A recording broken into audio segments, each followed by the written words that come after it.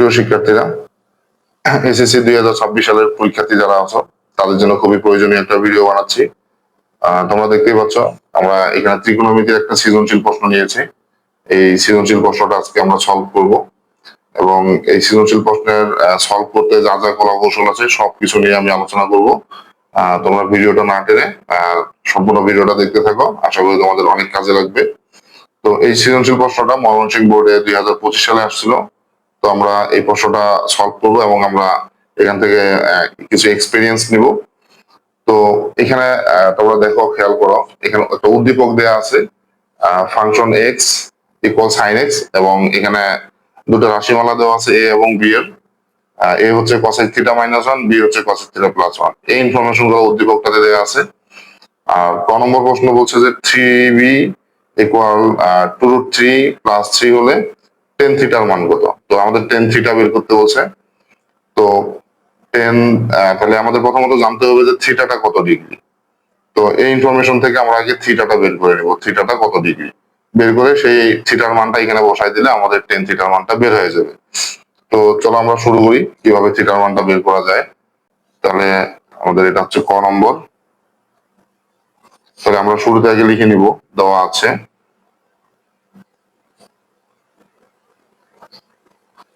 কি দেওয়া আছে, বি। তাহলে বি ইকুয়াল দেখতে পাচ্ছি এখানে কসেক থিটা প্লাস ওয়ান, আর নিচে প্রশ্নটাতে দেওয়া আছে আবার 3b ইকুয়াল 2√3 প্লাস 3। তো এখন আমরা থিটার মান বের করবো। 3 থাকলো, বি এর মান হচ্ছে বসাই দিই এখানে কসেক থিটা প্লাস ওয়ান বসাই দিলাম, 2√3 প্লাস 3।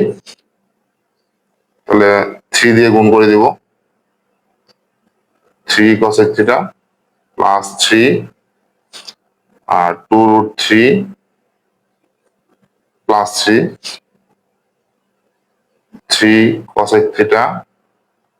এখন আমরা এই প্লাস 3টাকে সমান চিহ্নের ডান পাশে নিয়ে দেবো, -3 হয়ে গেল, 3 কসেক থিটা। তাহলে এখানে 3 3 ক্যান্সেল হয়ে যাবে, 2√3 থাকবে। তাহলে কসেক থিটা ইকুয়াল 2√3/3। তাহলে বা কসেক থিটা ইকুয়াল, এখন আমি √3 দিয়ে যদি 3 কে কাটি তাহলে নিচে একটা √3 থাকবে। আচ্ছা, অনেকের বুঝতে অসুবিধা হতে পারে, আমি পাশে একটু এক্সপ্লেন করি। √3/3 আছে, তো আমরা এখানে এই 3টাকে √3 ইন্টু √3 চিন্তা করতে পারি, কারণ √3 গুণ করলে √3 স্কোয়ার হয়। তো সেক্ষেত্রে স্কোয়ার রুটে কাটলে 3 আসবে, অর্থাৎ 3 কে ভাঙায় এটা লিখতে পারি √3, অর্থাৎ কাটলে একটা √3 থাকবে নিচে, উপরে 2। আশা করি ব্যাপারটা বুঝছো। তো এখন আমাদের জানতে হবে যে কসেক কত ডিগ্রির মান 2/√3 হয়। তো কসেক 60 ডিগ্রি হলো 2/√3, তাহলে কসেক কসেক ক্যান্সেল, তাহলে থিটা ইকুয়াল 60 ডিগ্রি। তাহলে থিটার ভ্যালু পেয়ে গেছি, সুতরাং আমরা এখন টেন থিটার মান বের করবো। তাহলে টেন থিটা ইকুয়াল 1060 ডিগ্রি। তো 1060 ডিগ্রি ভ্যালু হচ্ছে √3। এটা হচ্ছে আমার কয়ের উত্তর। আশা করি তোমরা বুঝতে পারছো। তো এখন আমরা খ নম্বর প্রশ্ন সলভ করতে যাবো। তো খ নম্বর প্রশ্নটাতে এরকম অনেক হাবিজাবি দেখলে তোমরা অনেকেই কনফিউশন হও, এই ধরনের প্রশ্ন অনেকেরই পছন্দ নয়। আসলে জিনিসটা খুবই সিম্পল। তো চলো আমরা একটু খুঁটে খুঁটে দেখি এখানে কি আছে। তো এটা শুরু করার পূর্বে আমি কিছু ইনফরমেশন দিই আগে। আমাদের যেমন এখানে 90 ডিগ্রি মাইনাস থিটা, এটাকে বলা হচ্ছে থিটা এর পূরক কোণ। এটাকে বলা হচ্ছে থিটা এর পূরক কোণ। এখন থিটা এর পূরক কোণ থাকলে কি হবে, যেমন ধরো 90 সাইন 90 মাইনাস থিটা, অর্থাৎ সাইনের হচ্ছে আমরা থিটা এর পূরক কোণ যদি বের করি তাহলে সেটা হয়ে যাবে কস থিটা। এটা আমাদের মনে রাখতে হবে। অর্থাৎ যদি 10 90 মাইনাস থিটা থাকে তাহলে এটা হয়ে যাবে কট থিটা। যদি কসেক 90 মাইনাস থিটা থাকে তাহলে সেটা হয়ে যাবে সেক থিটা। সেম ভাবে এগুলো ভাইস ভার্সা হয়ে যাবে। যেমন ধরো কস 90 মাইনাস থিটা যদি থাকে তাহলে সেটা আবার সাইন থিটা হয়ে যাবে, বা কট 90 মাইনাস থিটা থাকবে এটা হয়ে যাবে টেন থিটা। তো এই ইনফরমেশন গুলো আমাদের একটু মনে রাখতে হবে। তো যদি আমরা এখন সাইন 90 মাইনাস এক্স পাই, তাহলে আমরা এটাকে ডিরেক্টলি কজ এক্স লিখবো। তো এই ব্যাপারটা আমাদের এখানে প্রয়োজন হবে। আসলে আমরা এখন এখানে খ নম্বর প্রশ্নটা একটু যদি খেয়াল করি, সলভ করি, তোমরা এখানে একটু খেয়াল করো। এখানে আমাদের দেয়া আছে ফাংশন এক্স। তো ফাংশন এক্স তো উপরে দেয়া আছে, আমরা শুরু করলে এইভাবে করব। খ নম্বর আগে লিখে নিব, দেওয়া আছে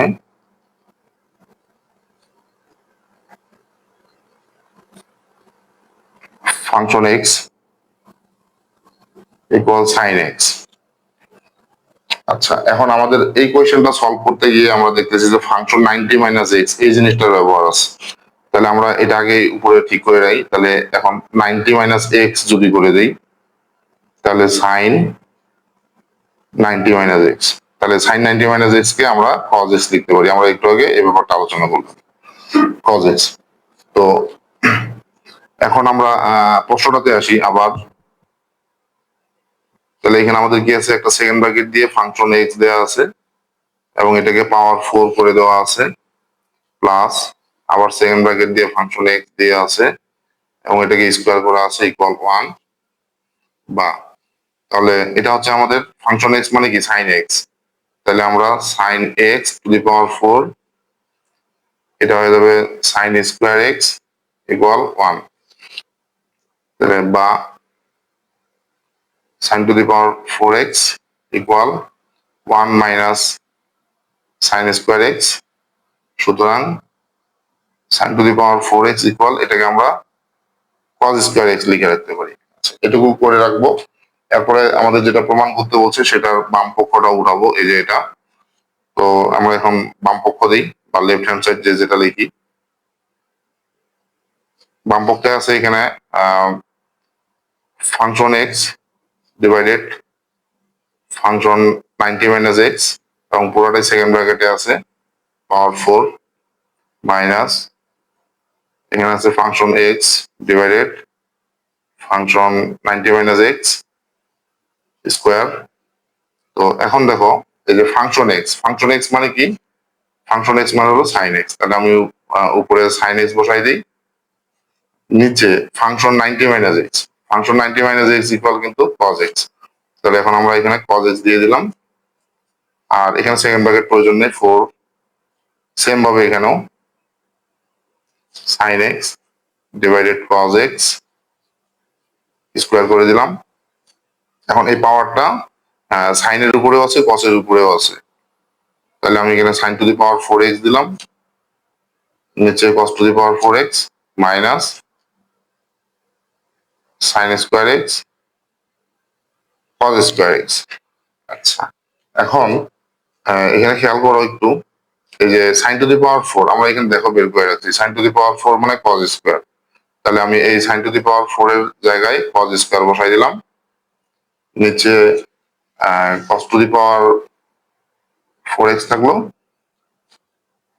এখানে সাইন স্কোয়ার এক্স নিচে কস স্কোয়ার এক্স যা আছে তাই থাকলো। এখন আমি এই কস স্কোয়ার দিয়ে কস টু দি পাওয়ার 4 কে কাটবো, কাটলে কি হবে, নিচে একটা কস টু দি কস স্কোয়ার থাকবে আর উপরে থাকবে 1 minus sine square x cos square x. এখন যদি আমরা এটাকে সিম্পলিফাই করি, এখানে একটু লসাগু করে নিই, কস স্কোয়ার কে লসাগু করলে কস স্কোয়ারই পাবো। কস স্কোয়ার দিয়ে এটাকে ভাগ করতে হবে, ভাগ করলে 1 এর সাথে 1 গুণ করবো, 1ই আসবে। সেম ভাবে এখানেও ভাগ করলে 1 এর সাথে সাইন স্কোয়ার গুণ করবো, সাইন স্কোয়ার পাবো। তো আমরা জানি 1 মাইনাস সাইন স্কোয়ার সমান কস স্কোয়ার হবে, নিচে কস স্কোয়ার, তাহলে এটা কাটাকাটি করলে 1 ইকুয়াল ডান পক্ষ।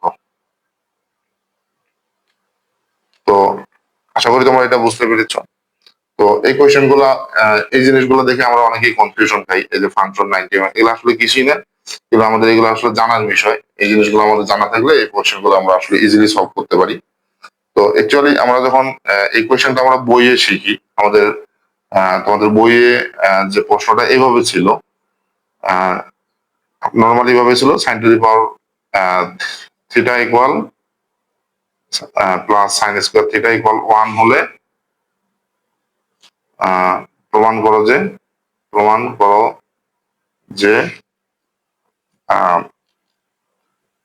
10⁴ theta minus 10 square theta equal 1। আমরা নর্মালি বইয়ে কোশ্চেনটাকে এইভাবে শিখছিলাম।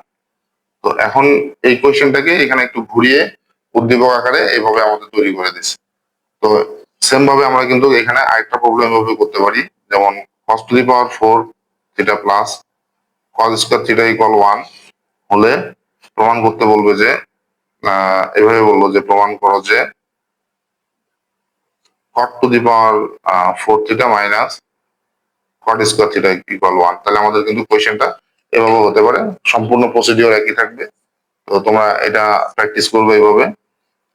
যদি তোমরা বুঝতে পারো আমাকে কমেন্ট করে জানাবে কারো কোনো সমস্যা হলে।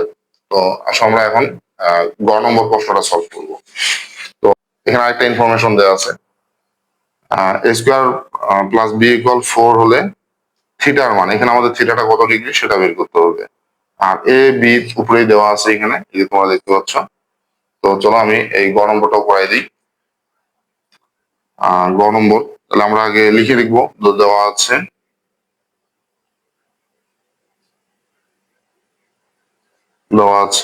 a equal cosec theta minus 1, b equal cosec theta plus 1। আর এখানে প্রশ্নে যেটা দেওয়া আছে আবার a square plus B equal 4 হলো থিটার মান। তো চলো আমরা মানগুলো বসাই দিই। তাহলে এর মান বসাই দিব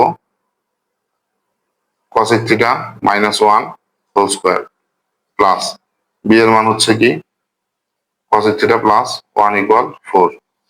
আচ্ছা, তাহলে এখানে বুঝতে পারতেছো এ মাইনাস বি হোল স্কোয়ারের একটা ফর্মুলা চলে আসছে। তো সূত্র বসালে কি হবে, a square minus 2 a b plus b square cosec theta plus 1 minus 4 equal 0। এই 4টাকে সমান চিহ্নের বাম পাশে নিয়ে আসবো, সাইন চেঞ্জ হয়ে গেছে, মাইনাস হয়ে গেছে। আচ্ছা, তাহলে cosec স্কোয়ার থিটা থাকলো, আর এই যে এখানে 2 cosec থিটা আর এখানে প্লাস cosec থিটা, তাহলে এটার সাথে এটা যদি আমি বিয়োগ করি তাহলে মাইনাস cosec থিটা থাকবে। আর হচ্ছে এখানে যদি সংখ্যাগুলো আছে, যেমন এখানে 1 আছে, এখানে 1 আছে, যোগ করলে 2 পাবো। আবার এখানে -4 আছে, সেই 2 আর -4 যদি বিয়োগ করি তাহলে আমরা পাবো -2 ইকুয়াল 0। এখন আমরা এটাকে মিডল টার্ম উৎপাদক করব। তাহলে মিডল টার্ম উৎপাদক করলে কেমন হবে, -2 cosec theta plus cosec theta -2 equal 0। বা এখন আমরা এখান থেকে যদি cosec থিটা কমন নিয়ে নেই তাহলে cosec থিটা -2 আসবে, প্লাস 1 কমন নিব, cosec থিটা -2 ইকুয়াল 0। তাহলে এখানে cosec theta -2 cosec theta plus 1 equal 0 হয় cosec থিটা -2 ইকুয়াল 0, অথবা cosec থিটা প্লাস 1 ইকুয়াল 0, বা cosec থিটা ইকুয়াল 2 হয়ে যাবে। তাহলে cosec কত ডিগ্রির মান 2, cosec 30 ডিগ্রির মান 2। তাহলে থিটা ইকুয়াল 30 ডিগ্রি। আর এখান থেকে cosec থিটা ইকুয়াল -1। তো -1 এরকম কোনো মান নেই, এটাকে আমরা লিখবো গ্রহণযোগ্য নয়,